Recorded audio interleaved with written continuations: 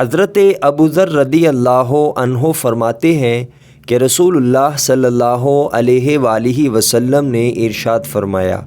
اے ابوذر، وہ وقت کیسا ہوگا جب تم گھٹیا لوگوں میں پھنسے ہوگے۔ یہ کہتے ہوئے آپ صلی اللہ علیہ وآلہ وسلم نے اپنے ایک ہاتھ کی انگلیاں دوسرے ہاتھ کی انگلیوں میں ڈالی۔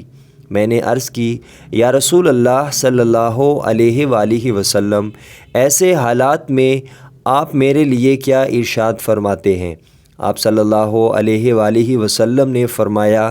صبر کرنا، صبر کرنا، صبر کرنا، لوگوں کے ساتھ حسن اخلاق کے ساتھ پیش آنا اور ان کے اعمال میں ان کی مخالفت کرنا۔ مستدرک امام حاکم، حدیث نمبر 5464۔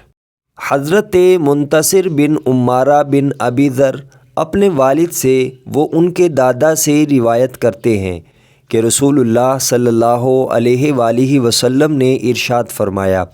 جب قیامت قریب ہوگی تو ریشمی لباس کی کثرت ہوگی، تجارت بہت بڑھ جائے گی، مال و دولت میں اضافہ ہوگا، دولت مند اپنی دولت پر فخر کریں گے، گناہ عام ہو جائیں گے، بچوں کی حکومتیں ہوں گی، عورتیں بڑھ جائیں گی، بادشاہ ظالم ہوں گے، ناپ تول میں کمی کی جائے گی، آدمی کسی کتے یا شیر کے بچے کو پال لے، یہ اس کے لیے اپنی اولاد کو پالنے سے بہتر ہوگا، بڑوں کا احترام ختم ہو جائے گا، چھوٹوں پر رحم نہیں کیا جائے گا، حرامی بچے زیادہ ہوں گے اور حالات اس حد تک گندے ہو جائیں گے کہ آدمی سڑک کنارے عورت سے زنا کرے گا، کوئی شریف آدمی ان کو دیکھے گا تو اس کی غیرت بھی صرف اتنی ہی ہوگی، وہ کہے گا کہ تم سڑک سے دور ہٹ کر یہ کام نہیں کر سکتے۔ لوگوں کے دل بیڑیے کی طرح اور اوپر لباس بھیڑ کی طرح شریفانہ ہوگا۔